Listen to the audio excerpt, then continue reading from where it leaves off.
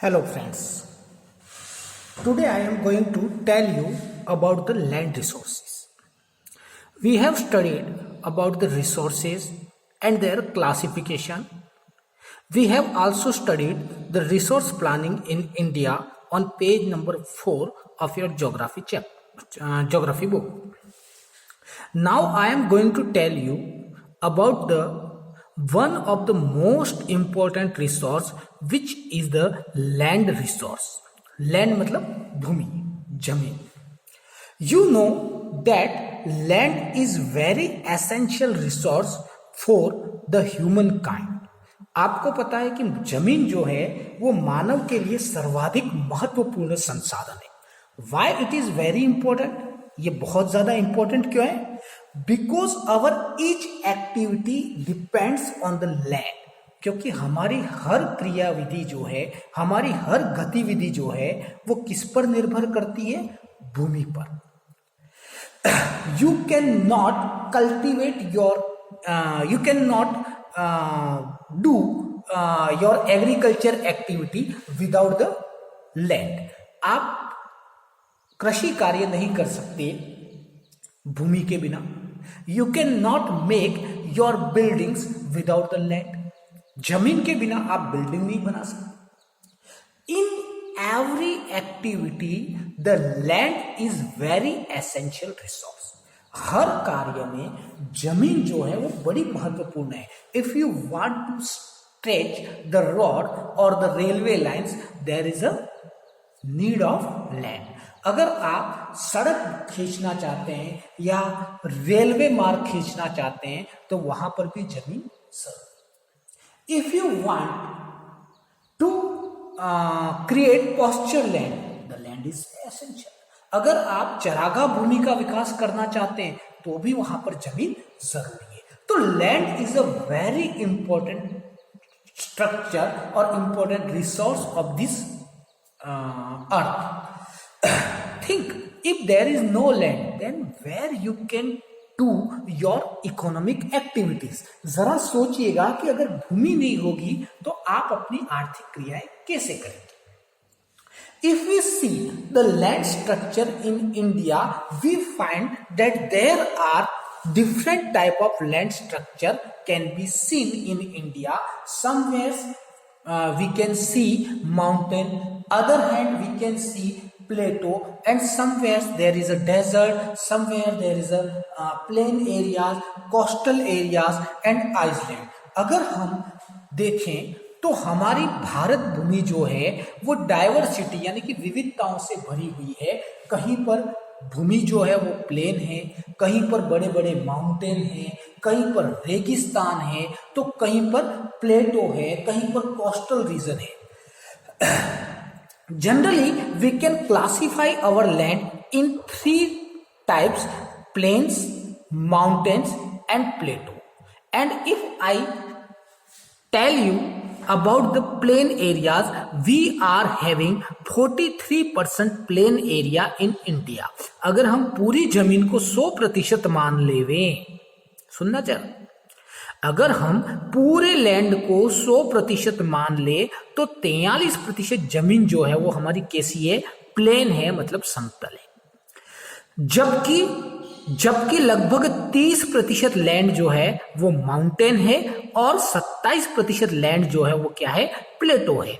आप जानते हैं, आप पिछली कक्षाओं में पढ़ चुके हैं कि यदि हम भारत की बात करें तो भारत के भौतिक क्षेत्र को 5 भागों में बांटा गया है.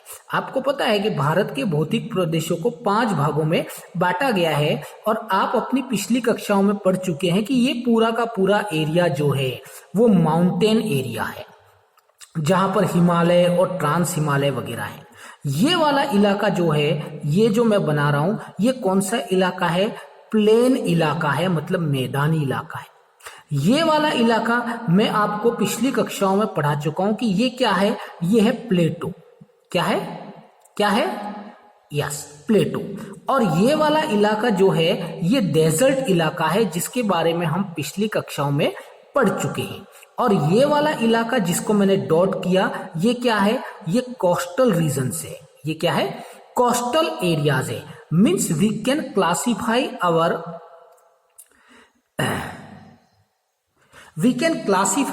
land resources in various types: plain, mountain and plateau and coastal regions and etc. But in this thing, look here, we are having 43% plain area. अब देखते हैं कि मैदानी क्षेत्रों का महत्व क्या है.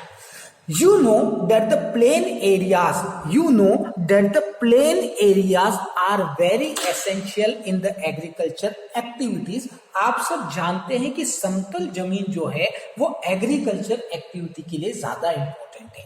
तो हमारे पास में एक बहुत बड़ा क्षेत्रफल जो है वो लगभग प्लेन एरिया का देखने को मिलता है.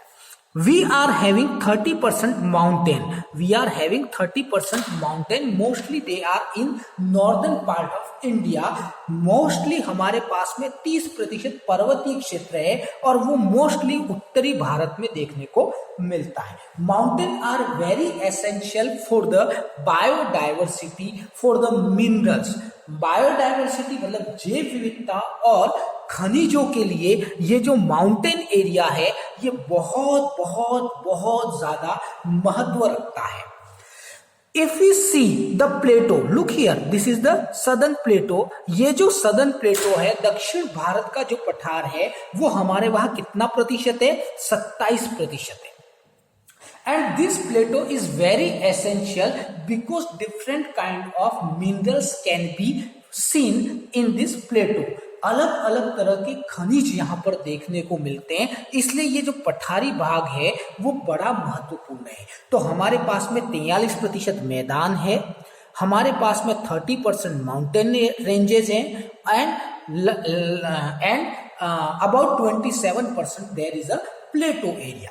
But on the utilization of land, on the basis of the utilizations of land, we can classify our land in 9 parts.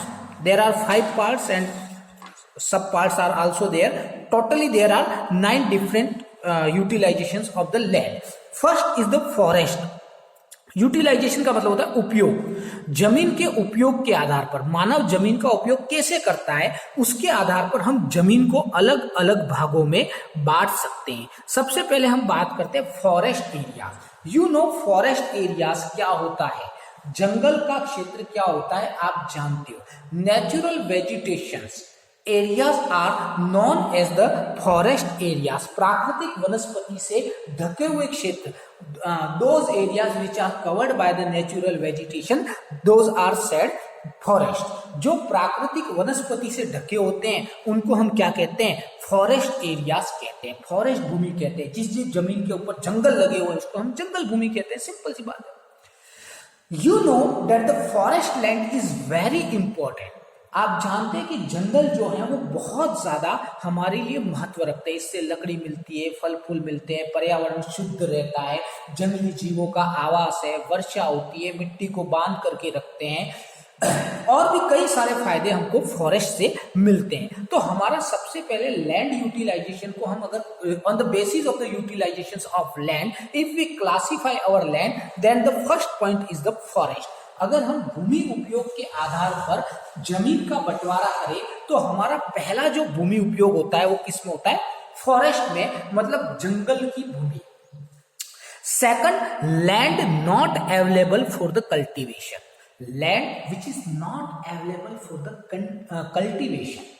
ऐसी जमीन जो कृषि के लिए उपलब्ध नहीं है, कृषि के लिए उपलब्ध नहीं है मतलब उसके ऊपर कृषि नहीं कर सकती, कृषि नहीं कर सकते.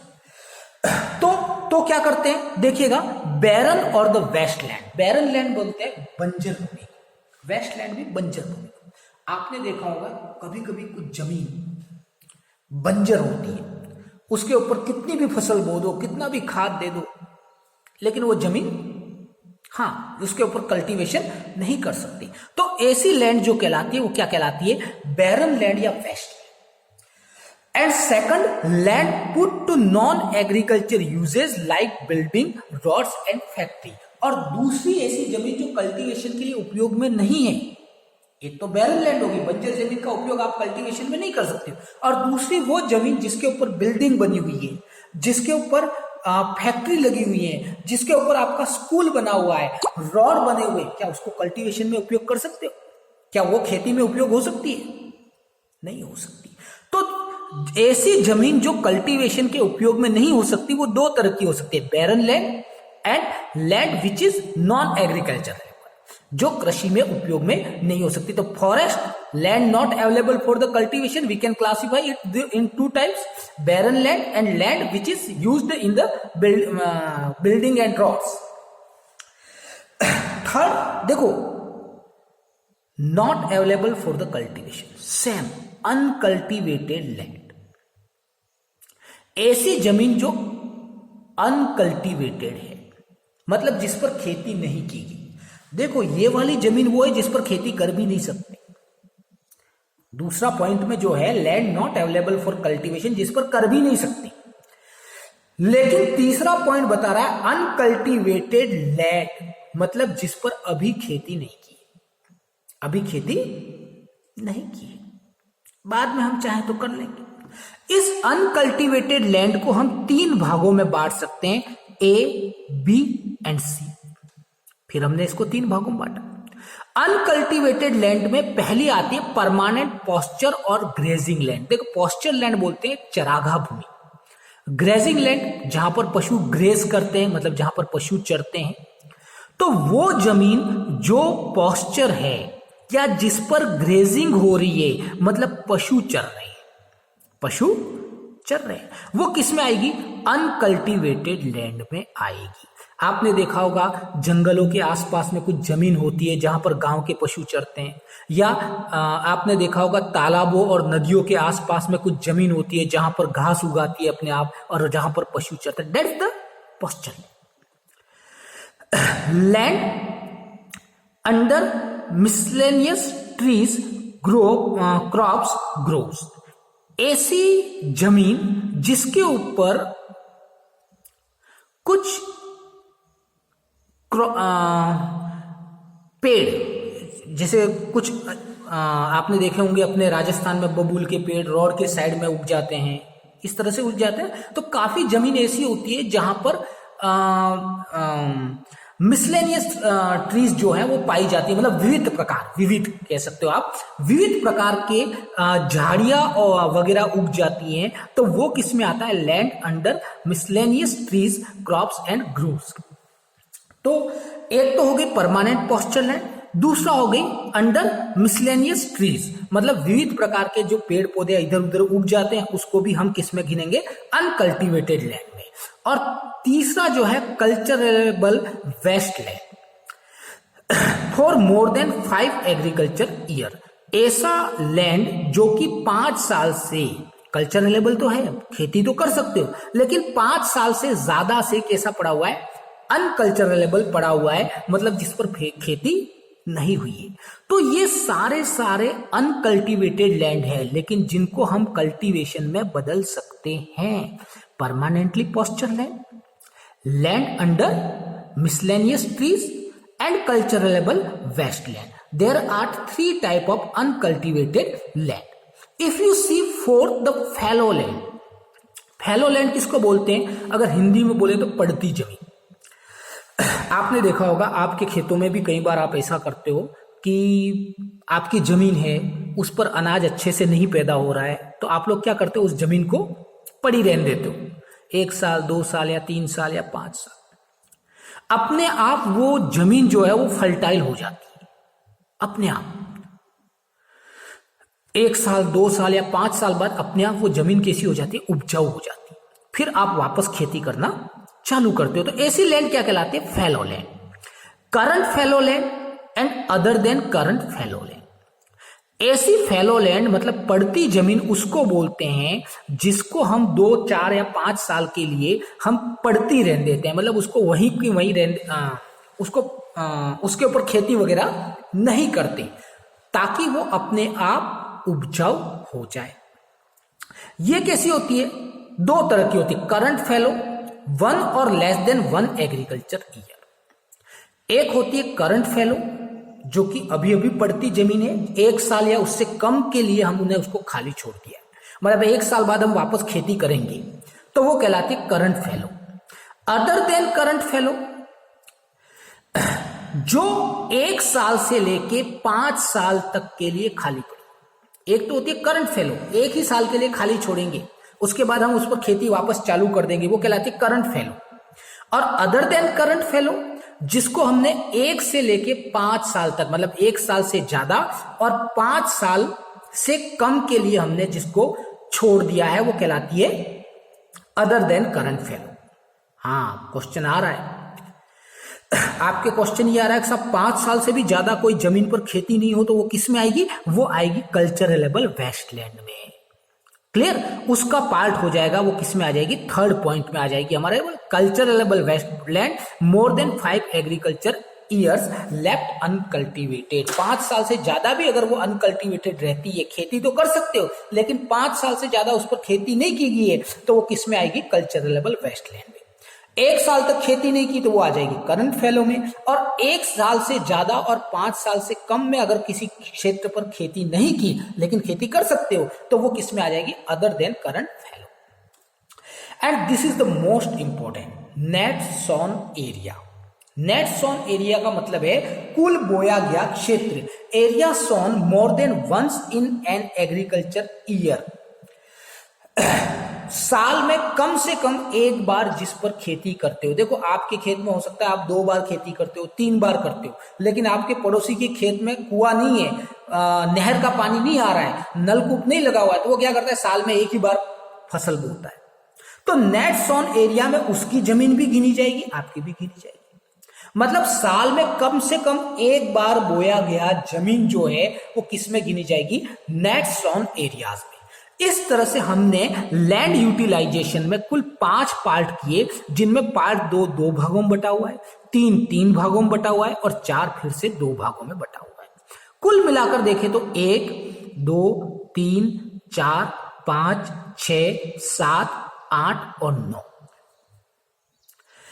कुल मिलाकर के on the basis of land utilization we can classify our land into the 9 different parts।